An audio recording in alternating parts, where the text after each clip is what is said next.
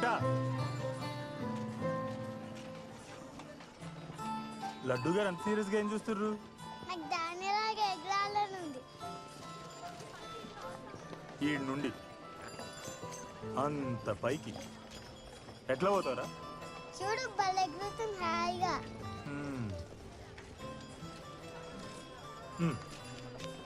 అగో ఆడ చూసినావా? వాడు లేకున్నా ఆ పతంగిక మాంజా లేకున్నా అదంత హాయిగా ఎగరదు. వాని చేతిలో ఆ మాంజా లేకుంటే ఆ పతంగి పని అంతే ఊష్కాకి. ఇప్పుడు చెప్పు, నువ్వు ఎగరనికి నీ మాంజా ఏడుంది?